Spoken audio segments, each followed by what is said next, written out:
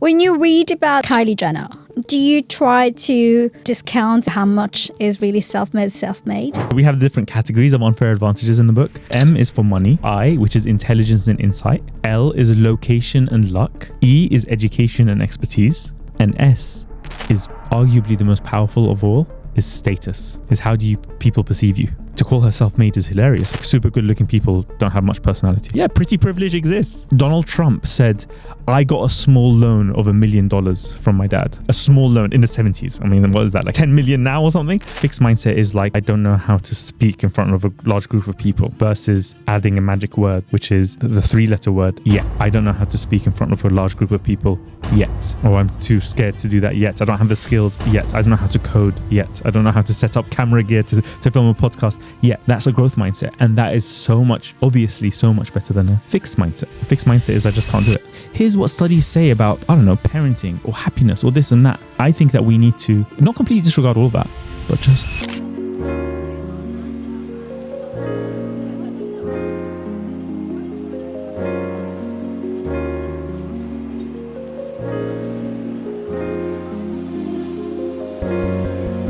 Hi, Hasan. Hi, Gemma. Welcome to Figuring It Out. I'm going to say this for the audience. We've spent almost an hour figuring out the tech. We're in a studio where we have professional cameras, and right now we're recording on 2 iPhones. That's right. Anyway, back to old days to make the most of this session. But thank you for being here. No problem. Give us an introduction. Who's Hasan? Sure. So my name is Hasan Kubba. I was born in Baghdad in Iraq, and I came to the UK with my family at age 3. In those 3 years that I lived in Iraq, I already lived through 2 wars in that time. So it's a lot. But obviously I don't remember any of that. But I grew up here in London, in the UK, and I kind of didn't know what I wanted to do with my life. So this podcast called Figuring It Out. I had trouble figuring it out. So I wrote the Unfair Advantage book, How You Already Have What It Takes to Succeed. I wrote that with Ash Ali, my co-author.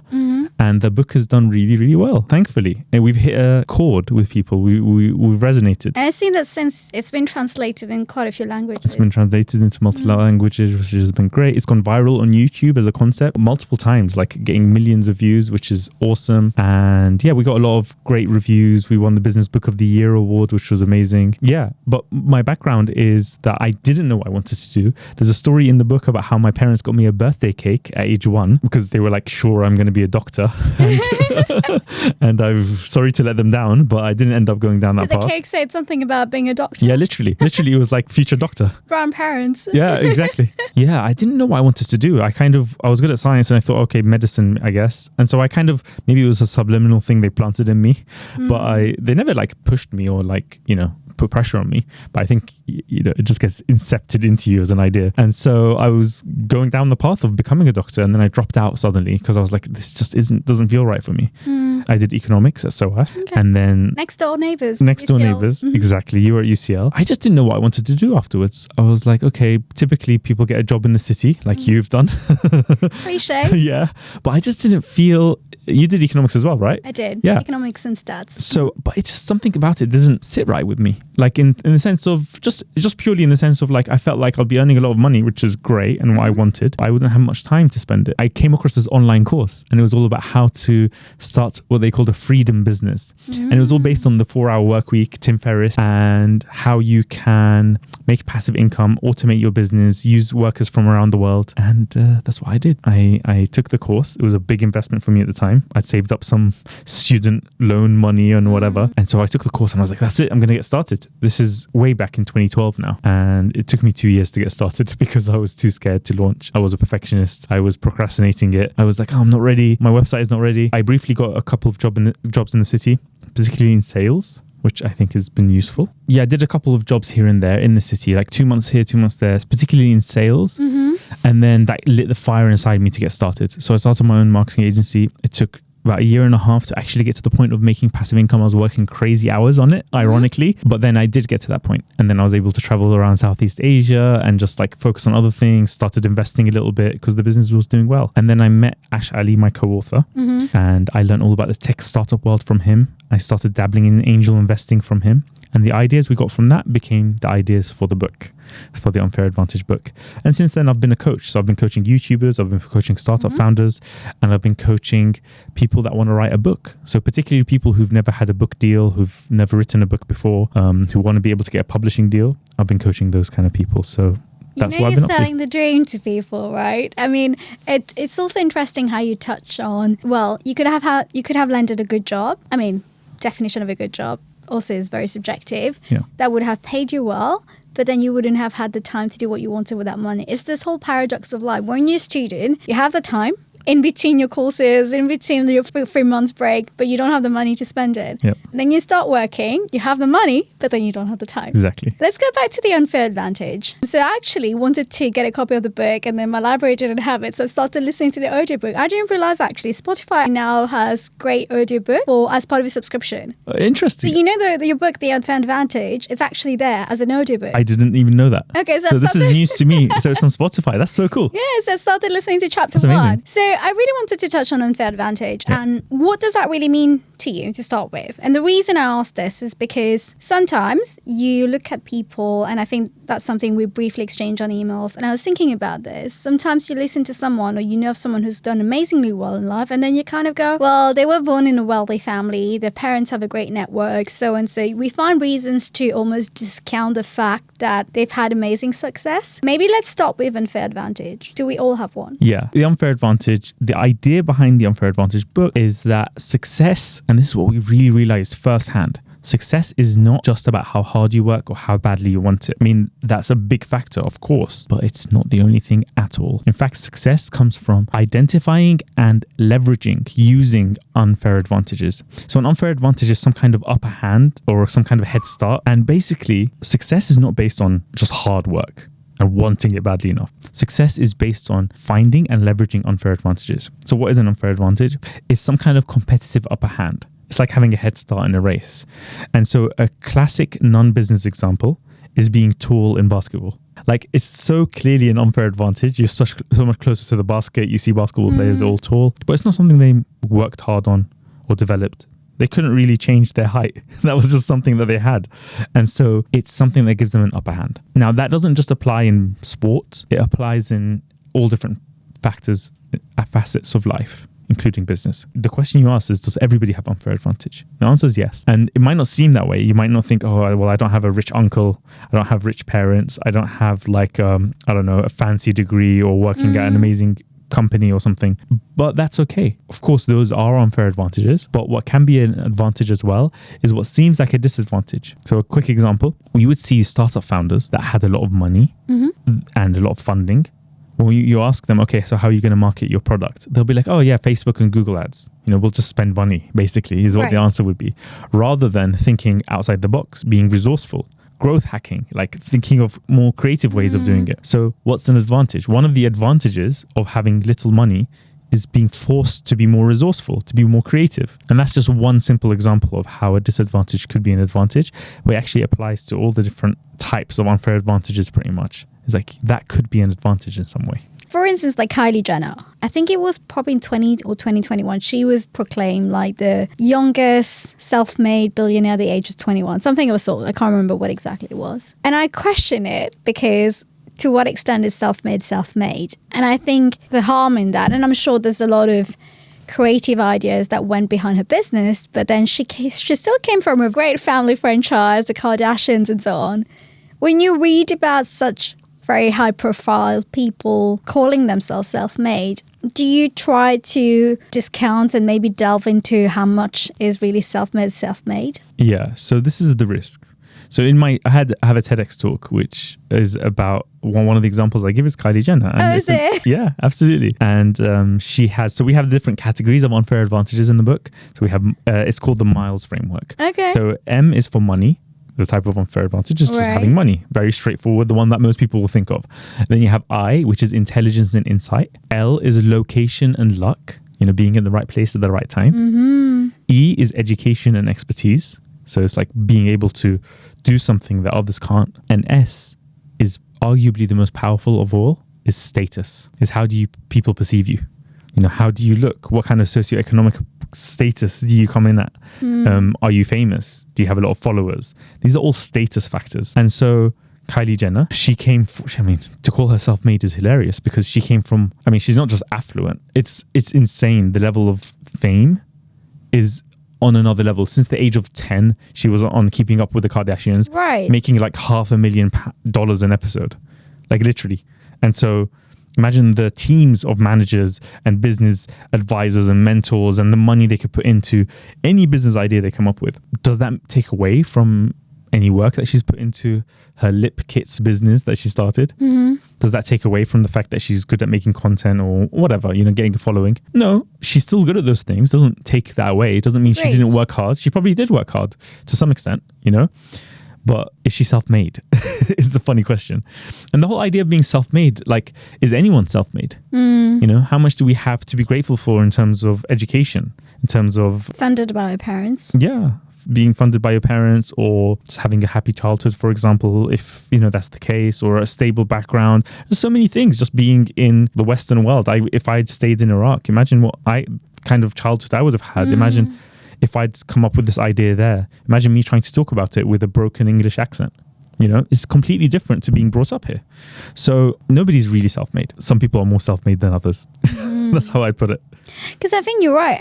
For me, it's like, when you think about it, you don't control, you don't have a choice. You don't control in which family you're born. You don't have a choice about, what country you're born in, what family you're born into over the course of life, depending on your childhood, which was interesting that you mentioned that your childhood, that shapes you into what sort of individual you become over time, your schooling, your education. And I think the risk with these very prominent headlines, self-made or not, the risk there is that it just creates this whole comparison game, which can be a bit harmful. And even, we're talking about Kylie Jenner, it's a known personality and the comparison there is very clear. But even if you look at your network, be it your friends and people who you're looking up to, and you go, well, they've achieved that much, it's taking me so much time to get there.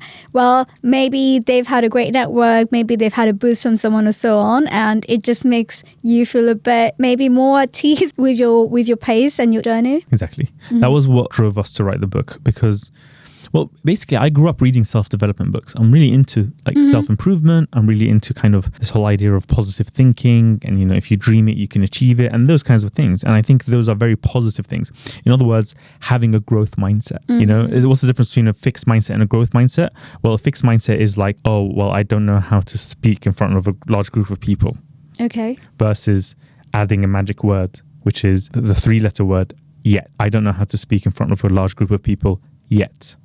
Or I'm too scared to do that yet. I don't have the skills yet. I don't know how to code yet. I don't know how to set up camera gear to film a podcast yet. That's a growth mindset. And that is obviously so much better than a fixed mindset. A fixed mindset is I just can't do it. And that's it. It's just fixed that way. We come in saying, but there is a limit.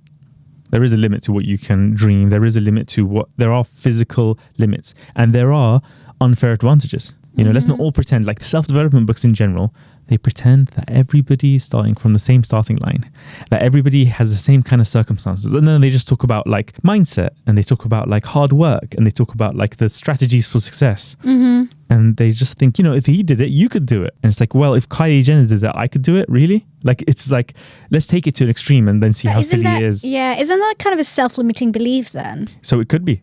So that's the problem. It's about having the right balance. It's about we call it the reality growth mindset. It's about having your head in the clouds where you can dream big, but your feet firmly on the ground, where you can be grounded in reality, where you're not just a dreamer who does nothing and who's not testing and who's not trying things out and taking action and seeing the limits. And actually, what you can dream of basically is, we're often limited by our own imagination. We're often limited by ourselves and limited by our own beliefs. So most of the time, we're limited by what we believe we can do rather than what we can actually do. But sometimes it is what we can actually do. Think of like guys dreaming about becoming Premier League footballers. It's like, how realistic is that? Like if you weren't training and talented from a very young age and nurtured into that, like how realistic is that? Or becoming a pop sensation or becoming the next Taylor Swift? Like, is that, because you're not dreaming big enough? Or is that kind of like, yeah, she's an outlier. Like, I'm not going to be the next Oprah Winfrey or the next Taylor Swift or the next. And is that limiting beliefs? No, it's just being realistic. It's like, I can't sing. I don't think I'm going to be the next Yeah. Taylor Swift. My voice, I don't have what it takes. It's Give fine. it a go, Hasan. Yeah, you know what I mean? So this is the thing. It's kind of saying, look, let's be honest, right? You know, Donald Trump said, I got a small loan of $1 million from my dad. Quantify small. Yeah, exactly. A small loan in the 70s. I mean, what is that? Like In the 70s, right? Like 10 million now or something. And it's like, yeah, just a small loan. Who cares? What's wrong with you guys? Pull yourself up by your bootstraps. So it's a dangerous mindset to have when you take it to the extreme. And again, you already touched on it. You start to compare. And the problem is if you assume everyone starts from the same starting line and we're all equal and we can all do the same things, then you'll compare. That's pretty toxic, because then you're like, you beat yourself up for not getting there. You say, why is it not working for me? And you just think that, oh yeah, if I just do what they did, then I could get the same level of success. No, you're not going to be the next Mark Zuckerberg or the next Bill Gates or the next whatever. What's more, and that's the kind of, so there's two sides here. Let me summarize it. There's two sides. There's believing that success is based on effort and hard work and agency. You have the agency to do it. You have free will. Let's put some willpower in. Let's put some discipline in. That's a very powerful mindset. And it's not something that's wrong at all. And then you have the other side, which is that it's all luck. It's all fate. It's all destiny. It's all pre-written. You know what? They just got lucky. And conventional self-development advice is to fully believe in the hard work and effort side and the mindset side. And to say that, no, it's not luck. It's all just hard work. And the reality is, no, it's in between. It's both. And it's important to be able to think of it as a mental toolbox and have the right mindset in the right circumstances. When you want to motivate yourself, when you want to dream big, then you should dream big. You shouldn't hold yourself back. To an extent, obviously, there are limits, and nobody's really going past those limits. No one's thinking, oh, I'm going to be the next president or the next thing. Generally speak, it's like, I mean, even president, like, I don't know, I'm going to win the next Nobel Prize in physics. It's like, well, that's, it's not going to be easy. Let's put it that way. I'm not going to get there. So that's my point. My point is that you have to find the right balance. And the book is all about how it's in between, and we can make our own luck as well. And that's the key here. Thing is, push yourself, but also don't compare, and be grateful. And that's to summarize the main mindset that we teach in the book. I love that. One of my guests, we were talking about the growth mindset here. One of my guests who is an entrepreneur that I interviewed when I was back home in Mauritius, actually. And he told me, he did say, don't compare your chapter 1 to someone else's chapter 30. When I started the podcast, for instance, it was so easy. And I still do it. I do still compare my statistics, my following, all the videos getting traction or not, especially if I've been out of a game and I've taken a break of a month and sort of re-strategize. And I do compare. I'm not going to lie and sit here and be like, oh, I never do compare. I do. But sometimes I do take a step back and I go, well, you still have a full-time job. You're still having to juggle things. And I think it comes down to maybe giving yourself a bit of grace. And I think the messages that I get from people being like, oh, this was a great conversation. I do take a screenshot of those for those days. And I'm like, keep going, because sometimes it's not easy.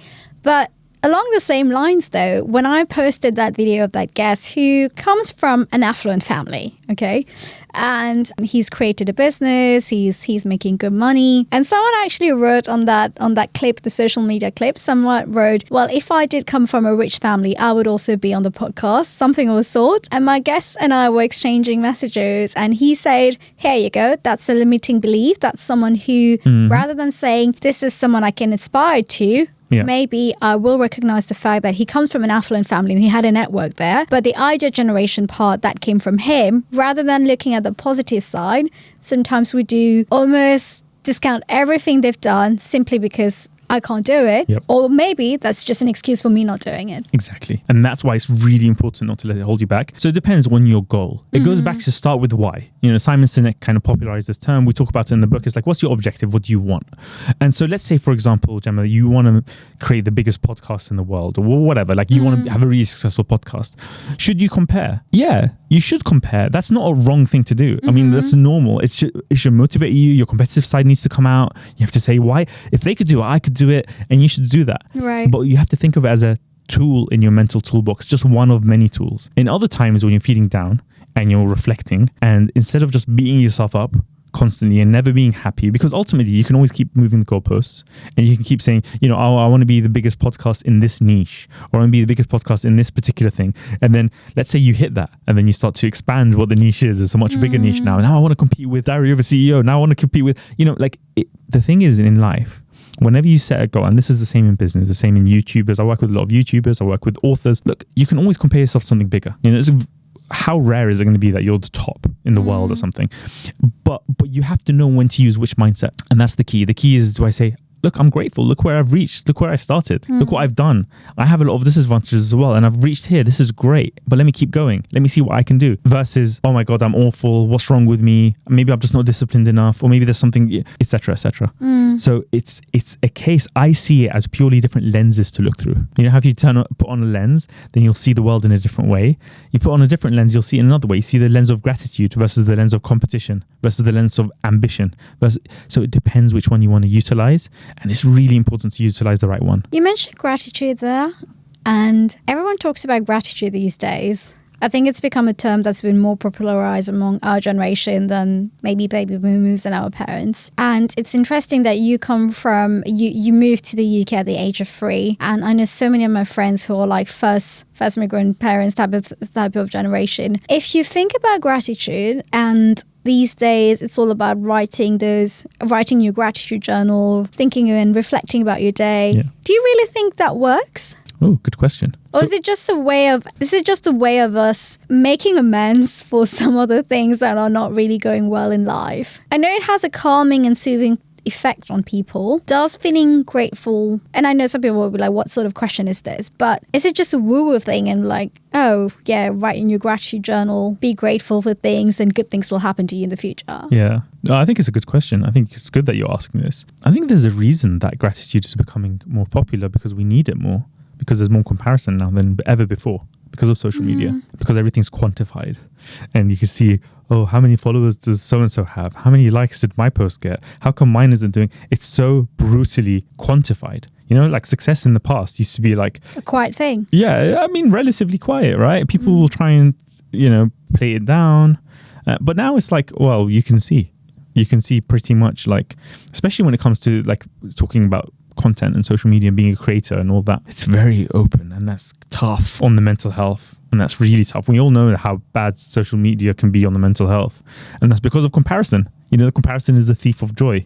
And so to counteract that, we need gratitude more than ever, to be grateful for what we've got and to count our blessings rather than compare ourselves to people doing better, or people who had a meteoric rise, or maybe even, to use the American term, were born on third base. Right? You mentioned chapter 1 versus chapter 20 or whatever. Yeah, some people are born on chapter 20, let alone having to start from scratch, right? This is my whole point of, like, people have head starts. People don't start from a level playing field, but that's life. You know what? That's life. And I'm not here saying we should all be activists to try to make the world fair. We should, not against that, but we never will. But we should still try. We should still try to make it a bit fairer.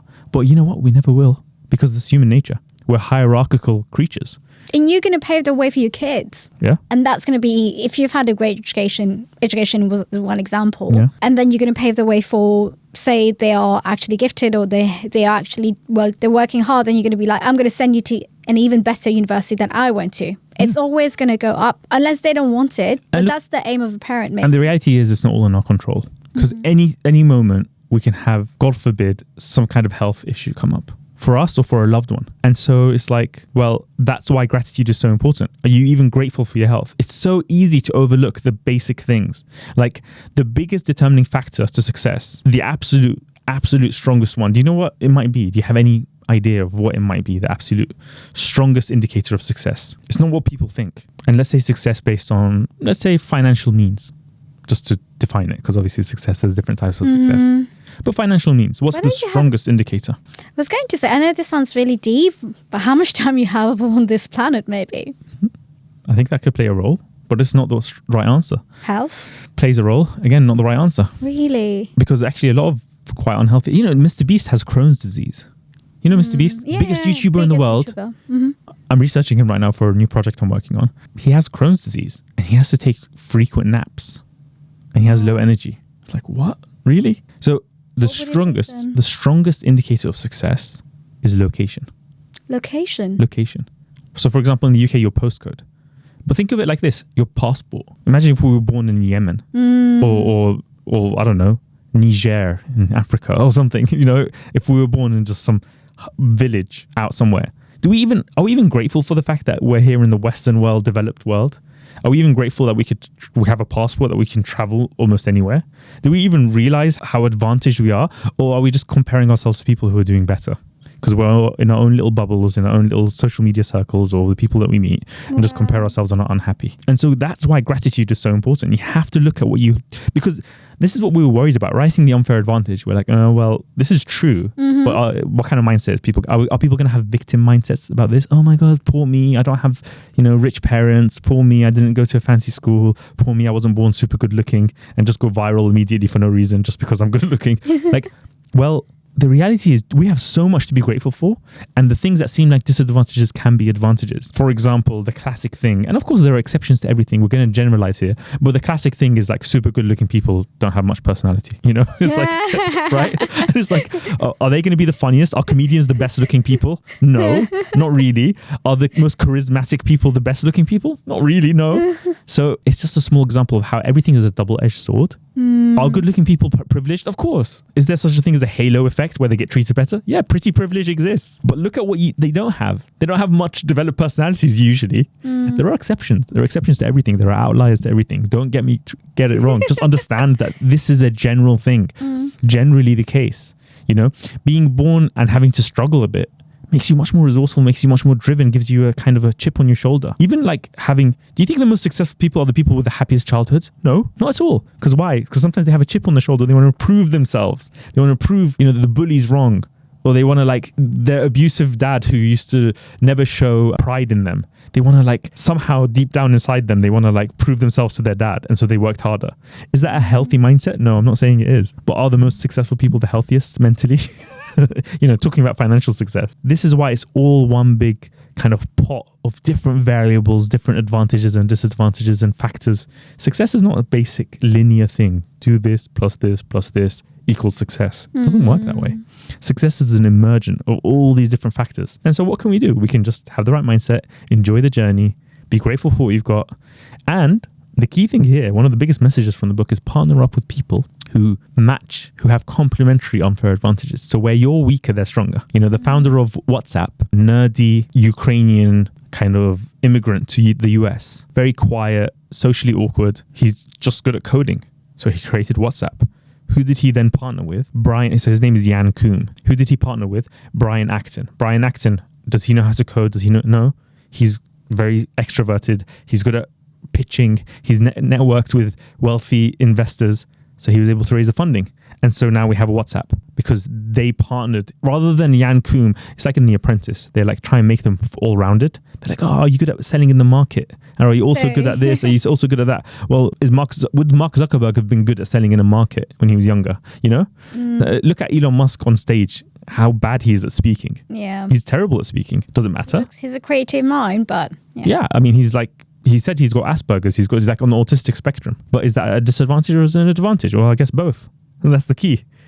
So, and that's my message here. Love that. What a powerful speech there. Also, I think the bit where you touched on even the more relatable examples, like in our day-to-day life. When you mentioned the thing about the passport, it did get me thinking. I mean, I know we were talking about extreme examples, such as being born in like Yemen, a country where it would be even harder to get out from, as in traveling wise. Yeah. But even in our, like when you think about our friends in the UK or even London, like some of my friends who are maybe from China or India, like traveling and going for that long weekend, like going on a small weekend break to Italy or even to France, it's not as easy for them as having a passport from the UK or even another country in the Schengen area, because for them it's all about applying for a visa. And I think sometimes when you take those very practical day-to-day examples and you're like, yeah, maybe there are things to be grateful for in life. Exactly. It's who you compare yourself against. And that's the thing. That's why environment is the biggest. That's why locations play such a role in success. Because if your environment is a council estate in like a underprivileged part of the UK, you don't even need to go outside. The UK is very unequal in terms of how developed it is based on where you are. We're here in London. It's so completely different world to being up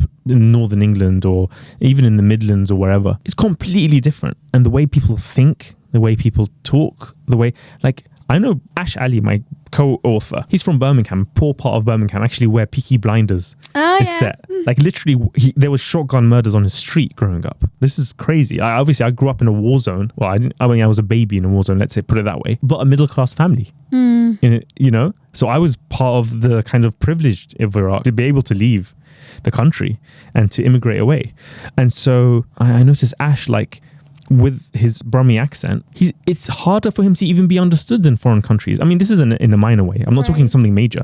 I'm talking like minor little things. Somebody from Northern England, they're not going to be understood on the world stage speaking their natural English as we are. And the same exists in America. I know people who've said they've gone to Chicago and gone to like fast food place or something to order, and they can't understand the service people talking to them. I've been to the US and like went to the South. I was in Virginia, went to the south of Virginia, and some of the people there, because of a southern drawl accent from the African American community, honestly, it was hard to understand them. It was really hard. And it was like, oh, this is just, that's their language. That's how they brought up. And how much harder is it going to be for them to be understood or to become a keynote speaker, for example, just as a small example. So the point is that location plays a huge role, huge role. What I'm hearing here is you being open on some of the privileges that you've had. Yeah. Do you think sometimes as someone who's been successful in your field, in your domain, being open about your privileges is important for other people? I think so. I think it's the honest way to be. But most people, whether consciously or subconsciously, they hide the privileges they have. So you'll see a lot of people, bragging about being amazing entrepreneurs and business people. And it's like, if you really dig into it, it's a family business they've inherited. And they might have built it to the next levels. There's nothing to be ashamed of there. Right. Like, oh, if you inherited a business, you bad person or something. Not at all. Why not? Why? What's wrong with that? But it's just a case of like, it's almost, again, everything's double-edged. It's almost like then you have to prove yourself that you yourself can level up the business or do something special or do something different, because you can grow up in your parents' shadow, your father's shadow, for example. I think it's good to be open about it. I think it's honest to be open. You don't owe anything to those people. Yeah. But I think over time, most successful people, really successful people with just an ounce of self-awareness, they say, you know what, I was really lucky. And sometimes it's fake. Sometimes they're just saying that because it sounds humble. But sometimes it's real. They really internalize that. Is there something as the lucky syndrome? I think there is. Do you think? I think there is. So there's Professor Richard Wiseman. He studied luck. He's a psychology professor. He did some experiments about luck. He's written a book called The Luck Factor. One of the experiments was about people who self-identify as being lucky and people who don't. And he ran experiments with them. And he noticed, and he set up these fake circumstances where there's all these like lucky opportunities where he'll like leave some money on the floor. He'll leave like, I don't know. I think it was like, an example was like a successful businessman at the bar. I think it was like they did this experiment in a pub. And it was like the self-reported lucky people, they would like spot these opportunities. They'll pick up the fiver from the floor. They'll like, chit-chat more and chat to the business owner who could then be a good network or whatever. And the unlucky person would kind of be not noticing all these things. And therefore, his point is that it's a self-fulfilling prophecy. That if you believe you're lucky, to an extent, you end up being lucky, because now it seems woo and like magical, but actually it's because your brain is sort of spotting. Wired, yeah. Yeah, you're spotting opportunities. It's almost like that's the power of being grateful. That's why you'll attract more blessings into your life, because you're focused on the positive. You have a spring in your step. You have a smile on your face. Who wants to do business with somebody who's grumpy, frowning? Who wants to, like, good things happen to people who are skipping away, sort of like feeling good. I don't know if you've heard this phrase. It's a strange phrase, but it's kind of, there's some truth to it. The hungry don't get fed. The hungry don't get fed. And what does that phrase mean? It's not very literal. It's more to do with the fact that, okay, let's think of an example. Celebrities get all this free stuff. True. But they're rich. They don't need free stuff. But they still will get loads and loads of free stuff. I think there was a documentary about Michael Jackson where he'd go to a restaurant, and this is back in the day where they'd write checks, like to pay a bill. And so rather than cash in his check, they'd frame it and put it on the wall. So he'd get the meal for free. And because it's got more value, this is before, like, I guess the selfies or the photos or whatever. Right. From publicity, they get more value out of it than just cashing in the money, so they get all this stuff for free. What's another example? If you've ever done anything in sales or any persuasion, the more desperate, even in dating, the more desperate you are, the more unlucky you're going to be. Right? I'm laughing because the way you framed it, okay. Yeah, it's true, right? If you come across as desperate for money or for a date or for a boyfriend or a girlfriend or whatever, it puts people off. And that's why gratitude is important. That's why positivity is important. Right. And that's why feeling lucky makes you lucky. You know, we're talking so much about gratitude. One of my friends who work in the A&E for the NHS, so she works in the accident emergency section, and she's telling me last time when she said, even post-COVID, life has gone back to normal, right? There was a time where we cared so much about our health, hygiene, we wanted to see our loved ones, and now things have gone back to normal. And she did say, like, it's so funny how we wake up every day. And she was like, think about you, Gemma. You wake up every day, what you care about is like, I need to get to work on time. This is what I have planned for the day. I'm going to go to the gym or Pilates after that. Oh, what am I going to eat for dinner? I need to call my parents, something of a sort, right? That's my big day planned. And she said, do you know how many people leave their house every day thinking about the same thing, what they're going to do during the day, the dinner, the kids and all of that, and they never make it home because they could actually meet with an accident, fell unconscious at work, and then went for a health screening, realized there's something bigger. And she's like, working in the A&E makes you realize that there's so much to be grateful for in life, because you never know how your day can literally change from one second to the other. Yeah. I think hearing it from a close friend who works in that field, it just put it into context for me. And yeah, I do forget about it from time to time. Yeah, it's really important. And I think health is the ultimate equalizer. Somebody who's unwell would give away all the wealth that they've ever built just to feel better again. Or to live longer around their loved ones. Yeah, exactly. Mm-hmm. And so it's the ultimate like gratitude thing is like health. It's like, do you know how grateful you should be for having health? And even if you feel you're unhealthy, there's going to be people worse off. You can feel, oh, I have this chronic pain here, or I have this disability here, or I have this thing. You know what? There's a lot to be grateful for. It's just so important. You know, it's this whole thing of like even remembering death, even to be grateful to be alive. You know, there's a lot of spiritual traditions that say you should go and, as morbid as it sounds, remember death, visit graveyards. Remember that and look at the gravestones. Not everybody dies old, you know. Not everyone dies old, and that's life. We've gone a bit deep there. We are talking about trying to be grateful for our good health, for our good fortune, for our friends, our family. Sometimes when someone is going either through a failure, been trying to have a new job for quite some time, it's not working out, debt piling up, or maybe a really bad breakup, something of a sort. When you're in that moment, nothing else matters. How do you think that person should try to come out of it, or maybe see life because everything else doesn't seem to matter right now? Yeah, that's a tough one, because when you're stuck in that hole, it's like you're in a negative spiral a bit, and you just think part of it is woe is me, poor me, that victim mindset. Dangerous. Even when you actually are a victim, you want to try not to have a victim mindset. But that doesn't mean blaming yourself. That's the big difference. That doesn't mean that it's your fault. No. But having a victim mindset isn't the answer either. And sometimes we just want to wallow in self-pity. And we want to say, and if anybody wants to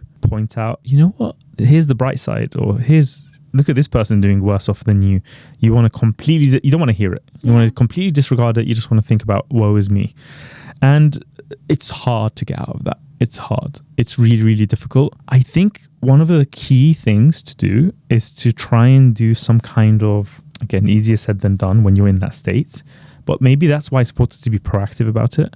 And I'm trying to include this in my life now as well, but I need to do a better job of it. Rather than just giving money to charity or thinking about the people who are worse off, but to actually, and of course that's I highly recommend that, but to actually spend your time as well, not just your money, to meet face to face, something more tangible, to meet people who are worse off than you.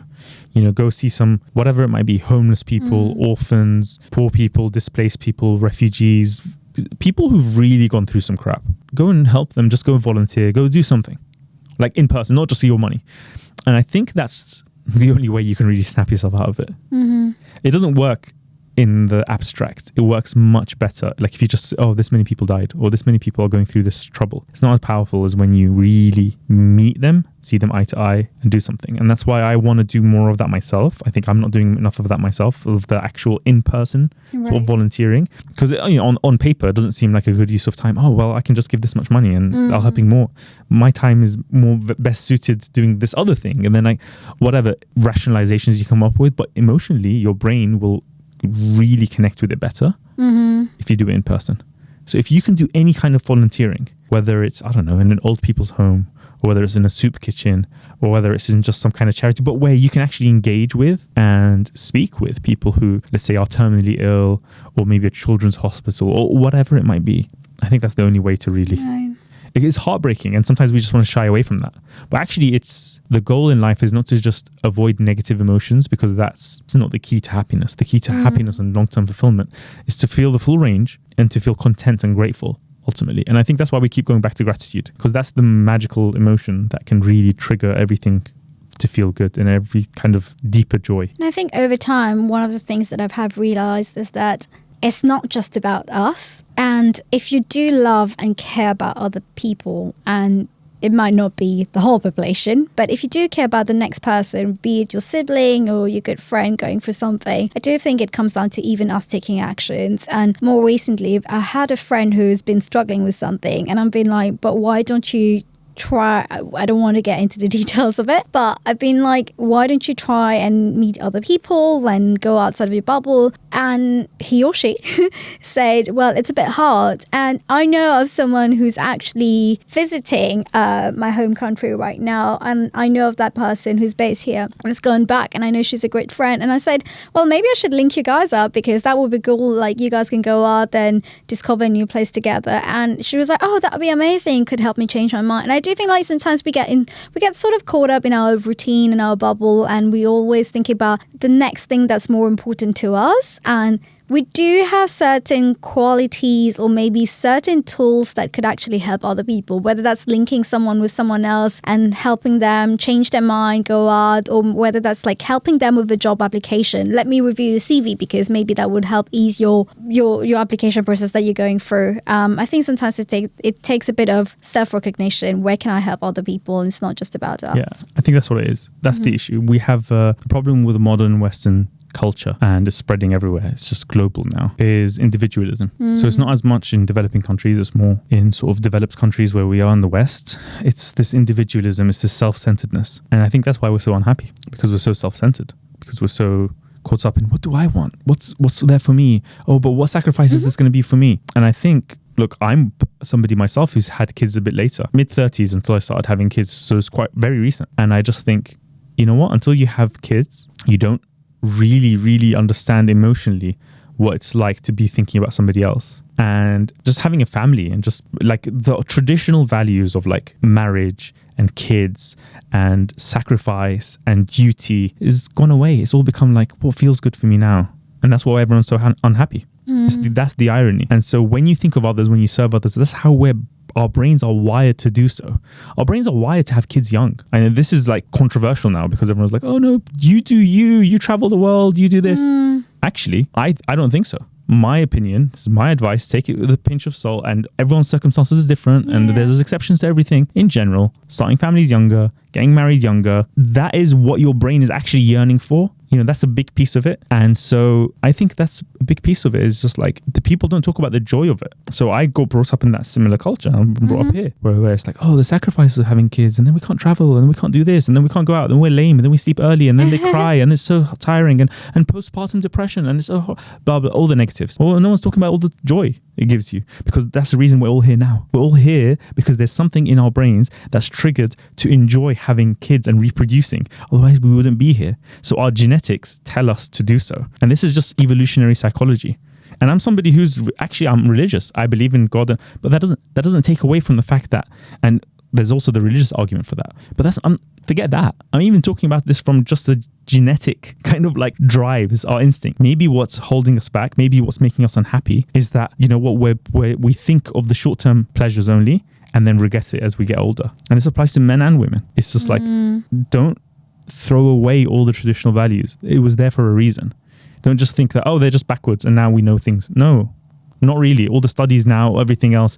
I mean, you know, there's this whole issue of the replication crisis in psychology. There's a problem in that all psychology studies, not literally all, but so many psychology studies cannot even be replicated. Like, meaning when they try and do it again, they don't get the same results. There's a replication crisis showing how much BS was out there, of that things were just happening due to luck, or researchers were trying to create statistically significant results to then get published. But in reality, it was all a bunch of nonsense. Even one of my favorite science writers is Dan Ariely, I think his name is. Is that his name? Dan Ariely, yeah, pretty sure. Predictably Irrational. That was one of the books I used to recommend. Turns out he made up his results. This author who's like giving amazing TED Talks was talking about how humans are predictably irrational. It was all nonsense for the most part. So this modern sort of over trust of like, here's what studies say about, I don't know, parenting or happiness or this and that. I think that we need to not completely disregard all that, but just remember there's a reason that we're here now, and there's a reason that traditional values that were passed down from generations, and parent to child and mothers to kids and daughters and etc. We don't throw that all away because that's there for a reason. And so this is my view on this whole thing of like happiness and contentment. A big piece of it is this modern thinking of it's just about me. We're individuals.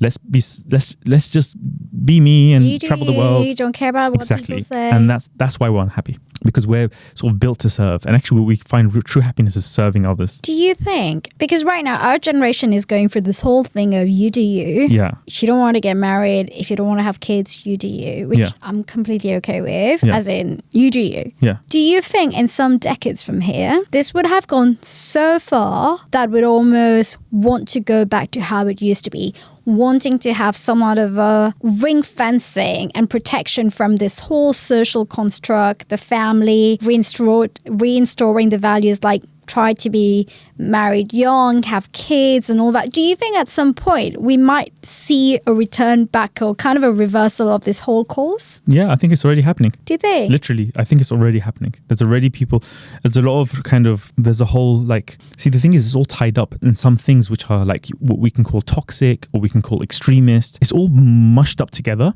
So what this traditional kind of conservative with a small c, not like Conservative Party, but conservative meaning, there is some value in traditional values. So conserving things from our parents versus like progressive, which is just a term that they've used as a label to be like, no, let's break that. Let's break those things. And all those are just backwards. And we need to come up with modern. The conservative values are coming back, and they're coming back in lots of different ways. Some ways which are like, can even be racist. Some ways which can even be sexist. But some ways which can even be positive in some ways.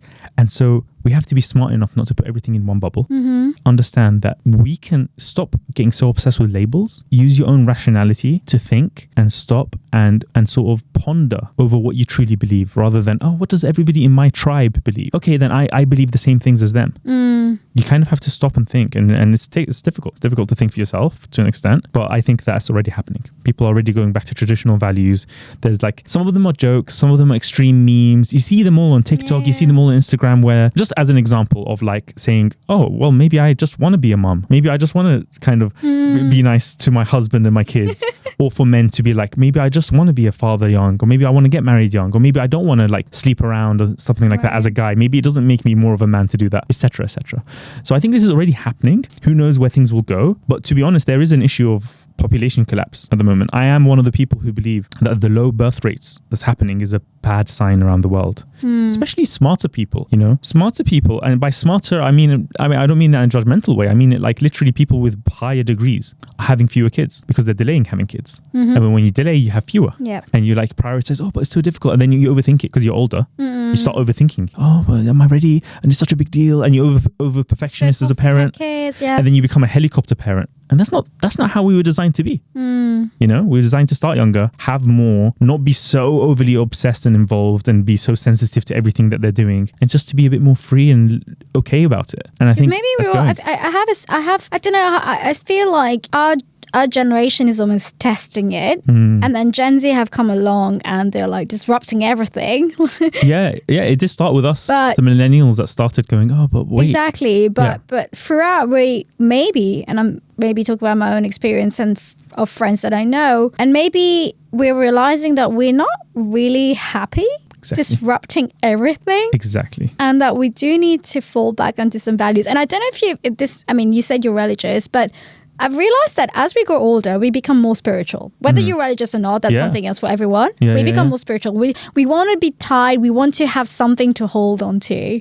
And that social construct, whether that's family or societal norms, I feel like as you grow older, you want something to hold on to. Absolutely. I think that's definitely true. Yeah, you start to understand, things have survived. Values have survived for thousands of years for a reason.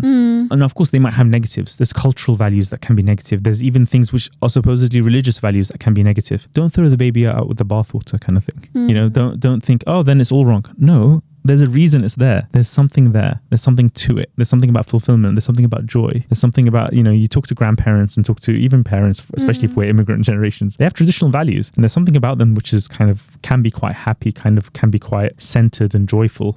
And I think there's a loneliness epidemic as well, and that's all tied to this. You know, that's very much tied to this. And so if people are not having enough kids, then there's a problem. And I think sometimes it goes back to this whole thing of like, do we have enough resources on Earth or something?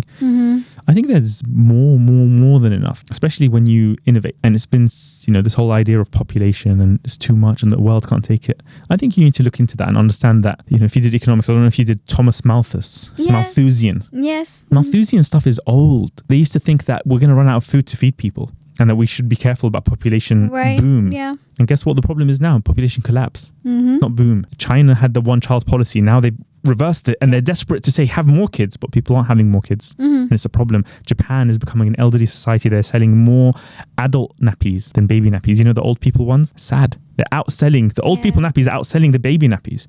And so why is that sad? You know, what really makes people happy? Is it a career or is it family? You know, what are we really focusing on? Are we focused too much on the comparison? To go back to that. Are we focused too much on the numbers and the status of the job and the pay rises and the little bits here and there? Or even if it's, you know, a creator career, are we focused too much on that of the followership and the money and the sponsorships versus like having a family, having joy, having contentment? And so I don't think it's either one or the other. I think it's a case of like understanding like what really matters long term, not just now in our 20s, for example. If you're in your 20s listening to this, thinking ahead a bit. Someone said this to me, try to ask the 90-year-old you whether she would be happy with some of the decisions that you're taking now. Because sometimes we do the backward way, right? We're like, oh, what would the 18-year-old you have say? Like, look how far you've achieved and so on. But what about the 90-year-old you? As you're figuring things out, would she be happy? Would she or he be happy? And even 60, you don't even need to go to 90. You can say 60, are you going to be lonely or will you be surrounded by kids and grandkids who love you and look after you, and that's going to give you joy? You know, there's a big difference. Well, you and I both know this is a controversial statement. Some people will be like, yes, so I'll have my dog, I'll have my cat, and that's fine. I'll take care of other people's kids, depressing. and that's fine. I have a cat, you know, and I love the cat, but it's so different to I'm having with kids. you. I have the same values as you here. Yeah, because But I know there will be some people who will. And that's why I want to say it, because I feel like when I had a kid, I was like, wow, why is no one talking about all the joy? You know, and you know what? If the whole world was talking about the joy, then I'll be like, guess what, guys? It's actually a bit hard. I'll be saying the opposite, because it needs to have a balance in the discourse. And I think the pendulum's swung way too far down the side of, oh, it's hard and your life is over and all this stuff. And it's like, no. I just think it's very refreshing because I've always had women on the podcast. So I feel it's very refreshing having men sitting here and being like, there's so many joys with being a parent. Yeah. And then have women been saying that on your podcast? I haven't had many women with kids. That's the thing. And that's the thing about public facing roles and public facing life and being a public persona and personality. Especially when a woman has kids, it's not that, oh, she's now oppressed and can't do that stuff. It's that she doesn't want to as much. And so we have this survivorship bias of only the women who have done the career path only. And so you're not even hearing from the mums. And of course, it's not pure joy. It's not purely, oh, it's just amazing. Of course, it's anything worth having in life has got challenges to it, right? There's nothing that comes, I mean, a great career. Have you seen, like, if you look into the lives of, like, I don't know, Elon Musk or Jeff Bezos, or do they have balanced lives? No, they have crazy, intense lives, you know? They're not like having a relaxed work-life balance. So anything in life worth having, make sacrifices for. And it just depends on what you want and what sacrifices you're willing to make. And I think that's just life. You know, there's no utopia here. It's all the challenges, and that's part of life. And I think that's a really positive note to end this podcast on. Hasan, thank you so much for coming on. I think our phone just about managed. Mine died just now. But you'll survive. Amazing to have you on. Thank you for being here. Thank you, Gemma. It's been fun. Oh, great.